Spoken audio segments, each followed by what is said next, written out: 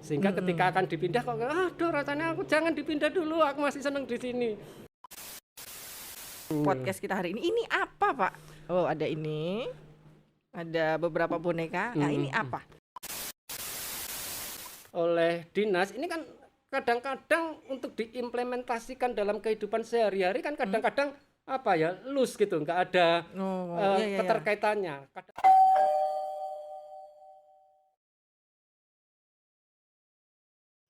Halo, jumpa lagi di Paman Podcast ala Mangunan. Semua orang adalah guru, ya kan? Betul. Halo. Hari ini openingnya berbeda. Ada nanti ini akan menjadi obrolan kita. Halo Pak Wandi. Halo juga Halo, Mbak sehat Tami, ya? Pak Restunipun. Oke, ini nanti akan menjadi bagian dari obrolan kita hari ini ya. Kita simpen dulu. Oke. Pak Wandi, Ya. hari ini podcast kita beda Pak. Wah. Tahu nggak kenapa bedanya? Selain karena Pak Wandi hadir di sini, apa perbedaannya? Mungkin karena biasanya dilakukan di kantor Kuera ya Mbak ya. Betul. Kemudian saat ini dipindahkan di sekolahan. Iya, hari ini edisi spesial karena Paman ini jalan-jalan ke Sekolah Eksperimental Mangunan di Cupuwatu. Kenapa kira-kira Pak? Ayo. Ya barangkali ingin menampilkan, oh ini loh sekolahnya dari Dinamika Edukasi Dasar itu. Nah, Betul. Iya, jadi hari ini ya seperti terlihat di background yang ada di belakang ini berbeda lokasinya karena ada makna yang spesial juga. Selain karena memang krunya itu yang di belakang pengen jalan-jalan gitu. Ada yang makna spesial yang berhubungan dengan bintang tamu kita yaitu Pak Wandi. Tentang perjalanan Sekolah Eksperimental Mangunan sejak awal hingga hari ini. Nah, Pak Wandi ini adalah salah satu pelaku sejarahnya ya Pak ya. Iya, bisa dibilang begitu Mbak. Oke, tepuk tangan untuk Pak Wandi. Jadi Pak Wandi atau yang akrab disapa Pak W. Iya, betul. Adalah seorang guru senior di Sekolah Eksperimental yang dulunya katanya sempat bertemu langsung dengan Romo Mangun ya Pak? Ya, Romo Mangun kan meninggal tahun 1999. Nggih, ya. Nah, kemudian saya masuk itu tahun 1997. Nah, maka masih punya waktu 2 tahun bisa bergaul, bertatap muka bersama-sama dengan Romo Mangun. Luar biasa. Pasti banyak sekali hal-hal yang spesial. Bisa diceritakan nggak Pak gitu awal perjalanan bersama Romo Mangun dulu seperti apa? Kalau awal saya masuk itu kan 97. 97 itu saya masih ingat sore-sore itu saya datang ke Kuera itu. Saya ditemani Romo di Serambi atas itu. Nah, kemudian ngobrol di sana. Kemudian ada kata sepakat, udah besok pagi langsung saja datang ke Mangunan. Nah, maka sejak itu saya langsung bergabung bersama dengan Romo Mangun. Dan pertama kali memang saya ditugaskan di sekolah Mangunan ya. Waktu itu langsung jadi guru? Lah waktu itu langsung jadi guru ya. Waktu itu baru ada SD ya Pak ya? Kalau Iya salah betul ya? ya. Langsung jadi guru. Iya. Sebelumnya sudah pernah jadi guru memang? Sebelumnya belum pernah sih guru honorer di SPRG ya. Sekolah Pengatur Rawat Gigi. Jadi itu milik Dinas Kesehatan. Di sana selama 3 tahun mengajar pendidikan agama Katolik. Pendidikan agama Katolik. Iya. Memang dulu ada background, maksudnya kuliahnya atau sekolahnya memang di bidang agama ya Pak? Iya, background pendidikan saya memang saya dari pendidikan agama Katolik ya. Oh gitu. Kemudian jadi guru di mana tadi SPRG juga pendidikan Katolik. Lalu di awal-awal karir di Sekolah Eksperimental Mangunan jadi guru agama juga atau bukan? Tidak, karena saat itu kan di perbincangan saya dengan Romo sore itu, Romo kan butuh seseorang yang bisa mengampu komunikasi iman.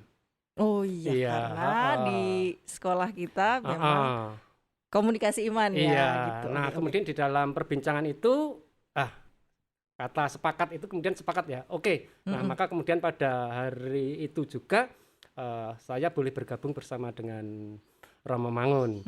Tetapi kenyataannya tahun pertama itu saya tetap ngajar di kelas 4 waktu itu ya.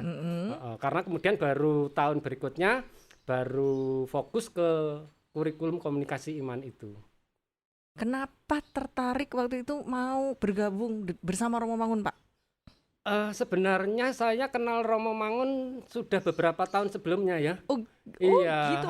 karena saya ikut beberapa karya yang dilakukan oleh Romo Mangun. Jadi seperti di Gedung Ombo itu pernah beberapa kali selama ya kurang lebih 1 tahun lebih saya bergabung dengan teman-teman kelompok itu untuk menemani adik-adik yang ada di Gedung Ombo. Nah, mungkin karena ikatan emosi ini kemudian ketika ada tawaran untuk bergabung di Mangunan, langsung saja saya sambut dengan baik. Oke. Oh gitu, jadi awalnya dulu Pak Wandi ini memang sebelum jadi guru memang sudah berproses gitu ya Iya, bersama betul. Romo Mangun. Waduh, keren sekali loh. Lalu gimana Pak setelah itu perjalanannya? Setelah menjadi guru kemudian? Perjalanannya banyak suka dukanya, banyak karena waktu itu kan Mangunan itu kan sekolah Kanisius. Iya. Nah, kemudian diambil alih oleh Romo Mangun, dinamika kesehariannya itu. Nah, maka kemudian waktu itu kan terjadi sekitar tahun 94 itu ya, dimulai kerjasama Trimitra itu ya. Oh, nggih. Ya, antara Kanisius sebagai lembaga payung hukum yang memudahkan hubungan dengan kedinasan. Nah, kemudian Kompas Gramedia itu selaku penyandang dana. Nah, kemudian dinamika edukasi dasar ini selaku pelaku metodologi pendidikannya. Nah, jadi 3 hal ini terjadi kerjasama. Iya. Gitu. Lalu setelah di awal tahun mulai berkarir itu menjadi guru, seterusnya jadi guru terus sampai sekarang atau sempat menduduki posisi yang lain gitu Pak? Dinamikanya cukup menarik. Saya 97 itu jadi guru, kemudian 98 sampai 99 itu saya di lab, di laboratorium. Tetapi bagian saya karena waktu itu kan ada pengembang-pengembang gitu ya.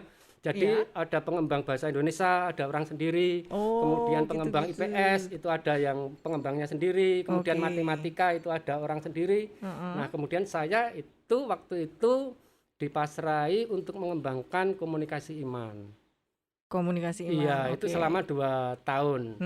Nah, kemudian tahun berikutnya saya baru ditugaskan lagi di sekolah Mangunan. Menjadi guru kembali. Menjadi guru kembali. Kemudian baru tahun 2004 itu tidak tahu alasannya apa, kemudian diberi tugas sebagai kepala sekolah 2 periode. Kepala sekolah, keren.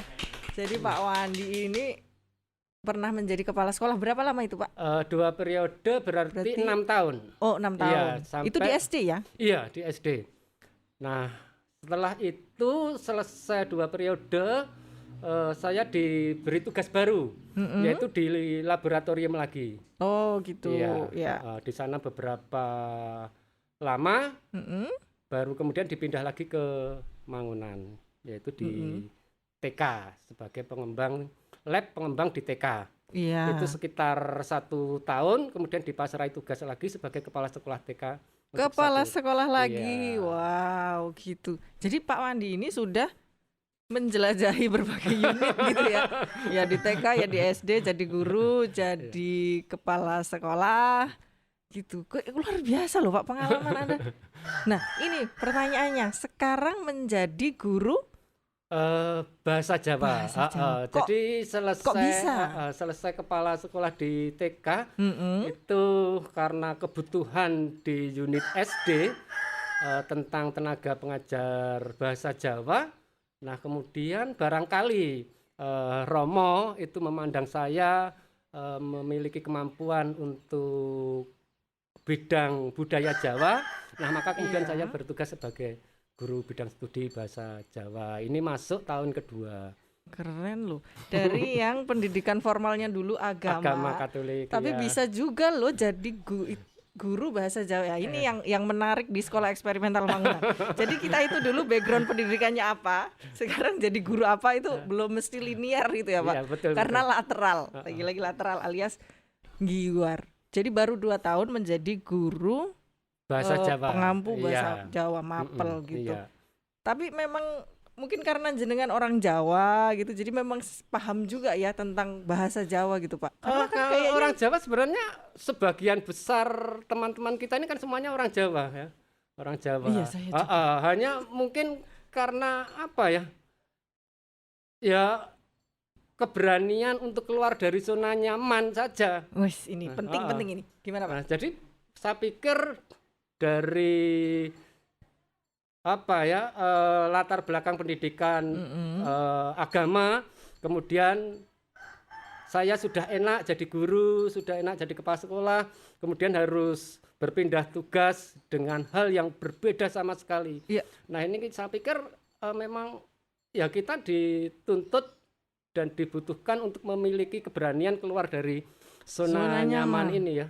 Nah mungkin tidak enak ya keluar dari zona nyaman ini, Iya. tetapi demi nilai-nilai yang lebih luhur saya pikir memang ya kita harus berani ke sana. Tapi dari sini bisa disimpulkan berarti Pak Wandi ini orang yang bisa keluar dari zona nyaman. Karena kan ini sudah menjabat di berbagai bidang ya, jadi Iya. kepala sekolah, jadi guru komunikasi iman, lalu bahasa Jawa, banyak sekali gitu.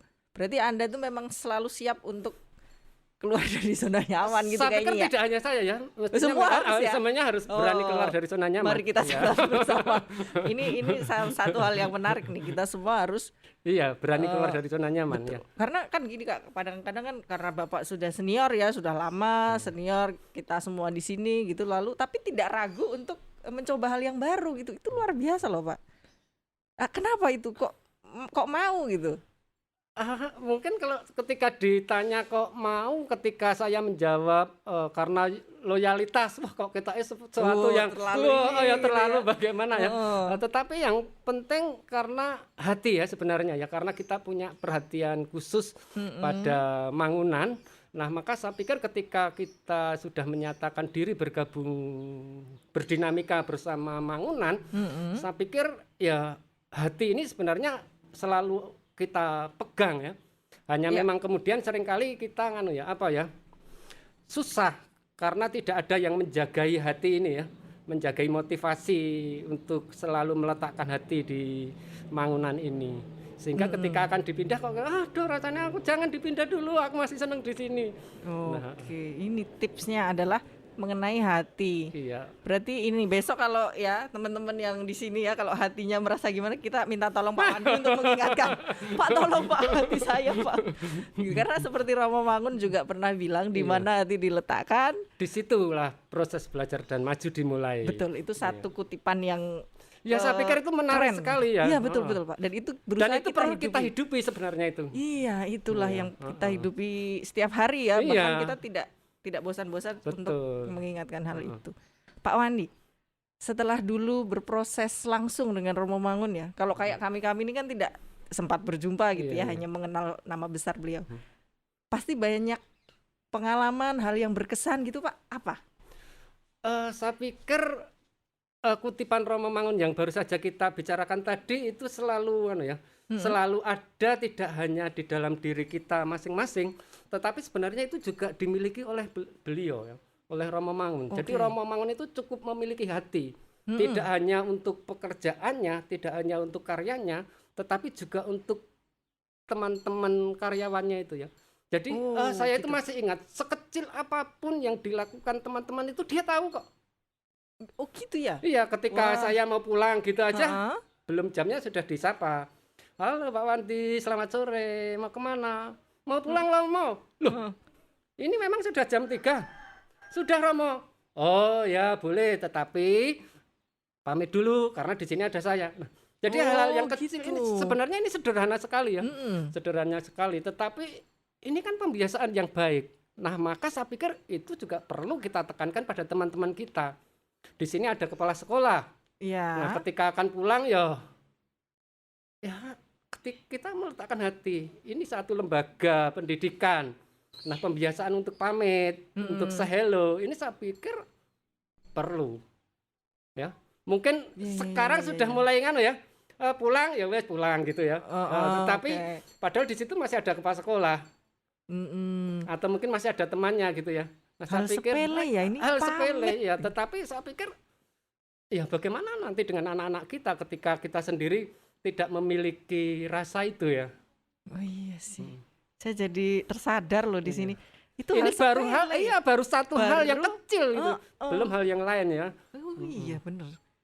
Aduh, merinding. Saya jadi tersadar karena saya kalau pulang aja gitu. Nyuakin yang pokoknya jam 3 pulang. Berarti ini menjadi catatan Ramadi ini ya. Iya. Wah, yes. Besok kalau mau pulang ngomong dulu, Romo mau pulang gitu. Walaupun ya tidak formal gitu ya. Tetapi aku mau pulang dulu. Nah, saya pikir ini sudah sudah lebih dari yang dibutuhkan oleh setiap manusia ya. Karena setiap dari kita kan sebenarnya pengen disapa gitu ya. Iya. Entah kita sadari atau tidak gitu ya. Tetapi saya yakin bahwa setiap orang butuh itu. Oke, menarik. Lalu apalagi Pak yang ini dari Romo Mangun gitu yang bisa kita Kemudian ini. Romo Mangun itu selalu ingat kapan teman-teman karyawannya itu ulang tahun. Nah, maka walaupun hanya membuat Romo membelikan sesuatu yang mungkin secara nilai tidak ada harganya ya. Tetapi makna di balik itu saya pikir luar biasa. Ya misalnya hanya membelikan permen, kemudian ada perayaan kecil gitu ya. Itu selalu dirasakan oleh semua teman-teman waktu itu ya. Khususnya yang saat itu di DED ya. Iya. Nah, Ulang tahun ini. Iya. Pegawainya istilahnya tapi beliau sendiri ingat. Iya. Nah, saya tidak tahu apakah Romo punya catatan sendiri gitu ya. Mungkin. Ditempel di kamarnya gitu. Setiap pagi ngecek hari ini ulang tahun siapa. Bisa jadi. Tapi itu bentuk perhatian beliau ya. Saya pikir inilah hatinya Romo Mangun itu tidak hanya diletakkan pada karya-karyanya yang begitu besar, mungkin susah untuk kita selami dan kita pelajari ya. Tetapi juga hatinya itu juga diletakkan pada hal yang kecil ya. Mungkin ya bagi orang cuma menyapa selamat ulang tahun saja.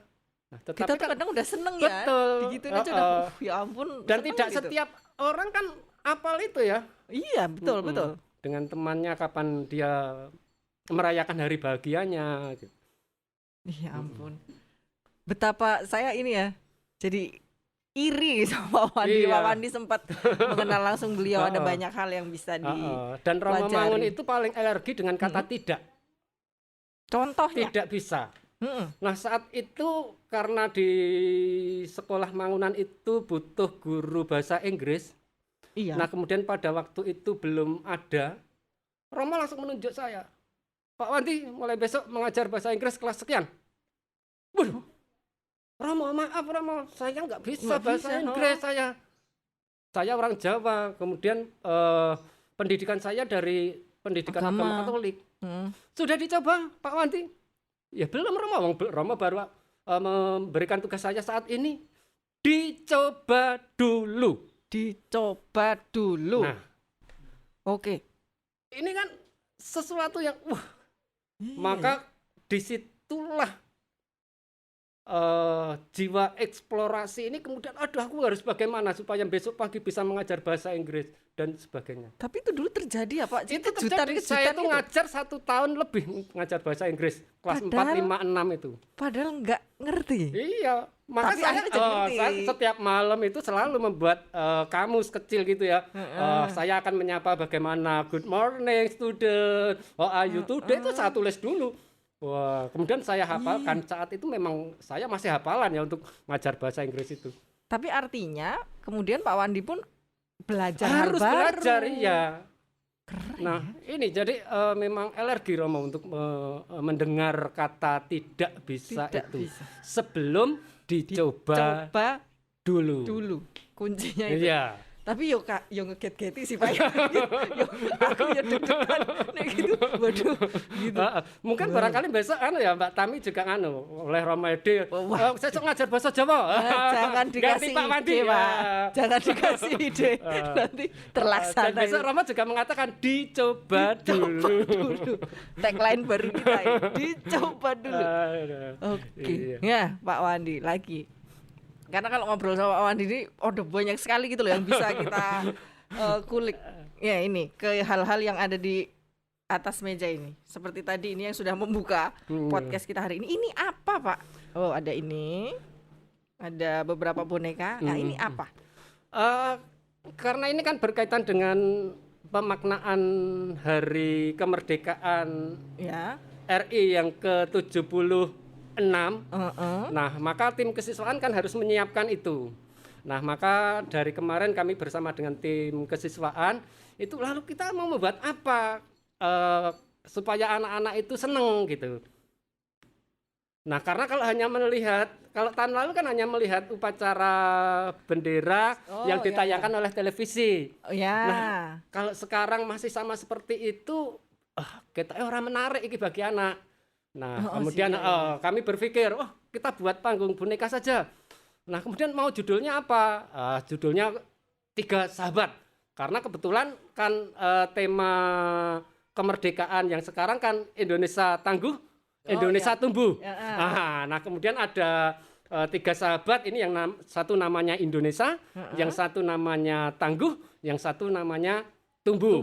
Nah, kemudian karena kekompakan ketiga sahabat ini tadi ya, ketiga sahabat ini, nah maka orang-orang kampungnya itu tidak menyebut lagi itu si tumbuh, itu si tangguh, dan ini si Indonesia. Tidak.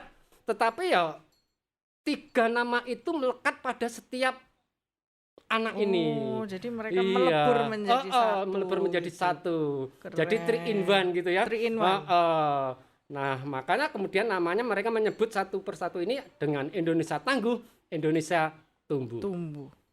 Keren loh. Nah, ya. Ini akan tayang di tanggal 17 Agustus berarti. Ini iya, sandiwaranya. betul. Pengen lihat loh, penasaran ini. Oh ya, ini sangat menarik sekali nih.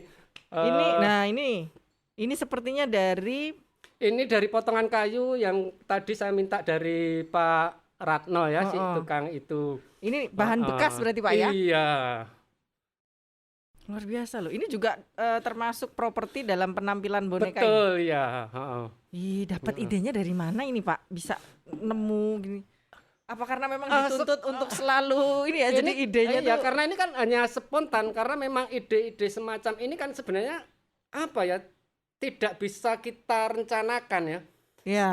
Karena sesuatu yang giwar itu kan sebenarnya tidak bisa kita rencanakan. Tak rencanakan waktu secara giwar begini. Nah, dan biasanya giwar ini karena kan kepepet ya, karena dia sudah kepepet gitu. Betul. Kemudian pikiran-pikiran kreatif ini muncul seketika itu.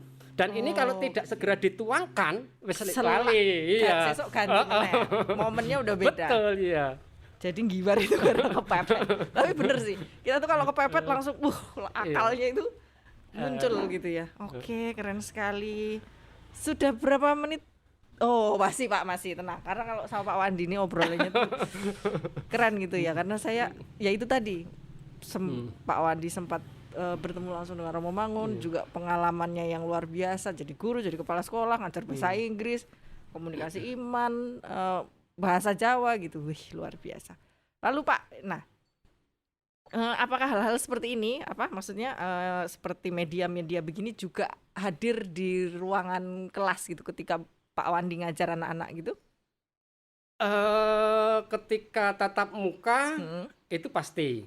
Ya. Karena dengan media ini, satu, akan memudahkan anak menangkap apa yang kita berikan. Dua, meminimalisir kata-kata dari guru itu ya, yang seringkali mungkin kadang-kadang diperlukan bagi anak. Tetapi ketika dihadirkan media, ini anak dengan sendirinya diajak eksplorasi dari media yang dipegang oleh guru atau yang dihadirkan di kelas itu. Iya, jadi kalau dalam masa daring seperti ini Pak, seperti apa strateginya gitu?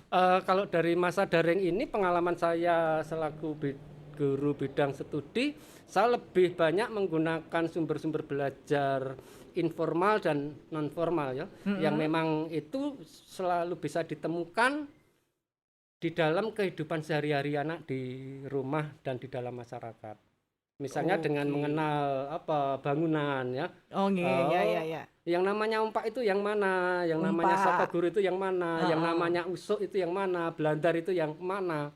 Blandar. Nah, kemudian masing-masing kan memiliki guna sendiri. Iya, Nah, biarkan betul. anak eksplor dengan apa yang ada di rumahnya itu. Nah, jadi kalau kami lebih banyak bermain di sana ya. Heeh. Wow. Karena dalam masa daring seperti ini kadang-kadang kita juga beda sekali ya. Tentu saja ketika pembelajaran tatap muka dengan daring itu kan banyak hal yang Iya, dan seringkali repot kan gitu. apa ya, indikator kompetensi dan indikator yang diberikan oleh dinas ini kan kadang-kadang untuk diimplementasikan dalam kehidupan sehari-hari kan kadang-kadang apa ya, loose gitu, nggak ada Iya. keterkaitannya. Kadang-kadang banyak Betul. yang memang tidak dibutuhkan oleh anak dalam hidupnya. Heeh. Iya, tetapi ketika itu yang biasa diimplementasikan anak di rumah itu saya pikir lebih lebih menantang dan menarik perhatian anak untuk dipelajari itu. Oke. Pak, setelah menjadi guru selama sekian tahun ini, kemudian menjadi kepala sekolah di lintas unit gitu. Mungkin dengan pengalaman juga jadi lab. Menurut Pak Wandi yang paling menantang yang mana, Pak? Apa menantang semua? Sebenarnya masing-masing kan punya tantangannya sendiri-sendiri ya. Iya. Misalnya sekarang saya berada di unit SD dengan kompleksitas teman-teman ini kan sebenarnya sudah menjadi tantangan. Oh Ya. iya benar. Semakin banyak temennya, kemudian kompleksitas teman-teman dengan persoalan, permasalahan dan keunikan sendiri-sendiri ini tentu akan membawa masalah sendiri. Kemudian di unit TK dengan teman yang mungkin relatif sedikit ya, tetapi di balik itu kan juga ada tantangan-tantangan sendiri. Belum di SMP belum di SMP yang baru. Nah tentu juga ada tantangannya. Di lab tentu juga ada tantangannya. Bagaimana harus menjadi motor supaya teman-teman ini menjadi pelopor inovasi gitu ya. Ini kan masing-masing punya tantangan. Nah, tetapi memang yang paling itu memang di awal-awal itu ya, tantangannya banyak sekali. Di awal-awal saya masuk itu harus door to door, mencari murid. Kalau sekarang saya pikir sudah tidak dialami lagi oleh teman-teman ya. Karena kalau tadi Bu Tika di dalam presentasi visitasi tadi ya, itu kan peminat dengan yang diterima kan lebih banyak peminatnya. Iya, nah artinya kan sudah. Oke. Nah, tetapi di balik itu Bu Tika juga punya tantangan sendiri. Tetapi dulu kan kita harus door to door. Iya, harus sowan, iya. Oh, itu putranya Pak Karol itu sudah usia 6 tahun. Parani gitu. Iya. Dulu tuh mengalami hal seperti itu ya, Pak? Betul, iya. Berarti kondisi yang dahulu dengan sekarang kan otomatis sangat berbeda. Jelas iya, berbeda. Sangat Dan berbeda. Pak Wandi itu berada di sepanjang perjalanan itu gitu. Mengalami ada pasang surut berbagai hal gitu, luar biasa loh. Living legend kalau kita sebut. Dan masih tetap bersemangat sampai hari ini meskipun sudah banyak teman-teman yang muda. Saya pikir semangat itu tidak bisa tidak bisa dikesampingkan ya. Nah, saya pikir ini kemudian menjadi tantangan kita bersama ya. Nah, bagaimana kita menghidupi semangat ini supaya ya mungkin tidak saya bisa menghidupi semangat saya sendiri, tetapi saya kurang tahu dengan teman-teman. Nah, maka memang kemudian pentingnya lab itu saya pikir tidak hanya sebagai motornya, tetapi juga ikut menjagai ini tadi, menjagai semangat, menjagai motivasi teman-teman ini. Ayo yang lab. Catatan penting. Saya pikir iya. Lab. Aduh, siapa sih? Supaya tidak terjadi seperti masa-masa saya dulu ya. Jadi masa-masa saya dulu itu kan ada bedol desa sampai 3 kali ya. Oh, maksudnya gimana Pak? Bedol desa apa nih? Bedol desa gurunya. Jadi gurunya pindah tidak hanya 1-2. Massal. Iya, massal. Ini sampai 3 kali bedol desa ini. Pernah ya? Iya, karena ini kalau yang saya rasakan kemudian hasil permenungan saya ya karena memang tidak ada yang menjagai motivasi ini ya.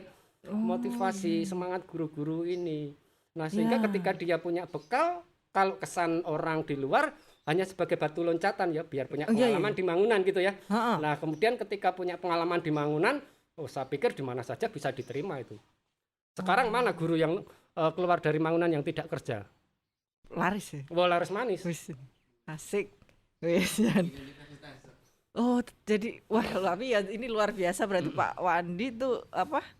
Menjadi saksi juga banyak hal sekali yang terjadi. Jadi sesuai dengan nama yayasannya yaitu Yayasan Dinamika Edukasi. Ya, Jadi kita kehidupannya harus selalu dinamis Iya, gitu ya Pak. heeh. Oke, keren sekali. Terima kasih Pak Wandi untuk waktunya. Ini tadi diculik untuk diwawancara podcast. Karena kita khusus datang kemari dalam edisi jalan-jalan. Karena ya itu tadi memaknai tentang pergeseran dari zaman dulu ke zaman sekarang, tentu ada banyak hal-hal yang terjadi gitu. Betul, Makanya ini juga iya. podcastnya bergeser. Mm-mm. Sampai kesamplok mic-nya saking saya bersemangat bergeser dari Kuwera ke sini karena kami juga ingin memaknai pergeseran yang sudah terjadi setelah sekian tahun lamanya. Gitu. Terima kasih Pak Wandi. Oke, sama-sama Terima kasih Bu Tami. untuk Rama mau nitip. Oh. Belum jadi habis. Monggo Pak Wandi. Mungkin ini memberikan satu satu kalimat atau apa untuk bekal kepada kami yang lebih muda dari Pak Wandi dan kepada seluruh keluarga besar Sekolah Eksperimental Mangunan. Kalau saya dimintai wejangan kok tampaknya tidak pas gitu ya. Ya.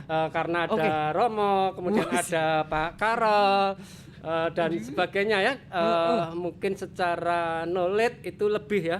Tetapi saya hanya pesan berdasarkan apa yang saya alami ya. Yang berdasarkan saya alami. Jadi yang pertama jangan takut, jangan ragu, jangan malu untuk mencoba dulu. Dicoba dulu. Ya. Oke. Jadi ketika kita ada tugas baru, satu harus berani keluar dari zona nyaman dan dicoba dulu. Dicoba dulu. Ya. Harus berani keluar dari zona nyaman Ya. dan mencoba sesuatu yang baru gitu ya Betul. Pak. Nah, mari kita highlight pernyataan yang keren dari Pak Wandi ini. Terima kasih. Kemudian kami mau mengucapkan terima kasih kepada Pak Ratman. Halo yang tadi membantu mendekor ini dengan keindahan tulisan tangannya. Matur nuwun Pak Ratman, tadi tak uyak-uyak untuk membantu ini. Begitu teman-teman. Terima kasih sudah menyaksikan podcast kami hari ini. Jangan lupa untuk terus saksikan tayangan-tayangan di YouTube Sekolah Eksperimental Mangunan. Di like, di subscribe, nyalain loncengnya, komen, di share. Gitu Pak Wandi, nanti jangan lupa ya Oh siap. nge-share. Iya. Oke, sampai ketemu lagi di Paman Podcast Ala Mangunan. Dadah.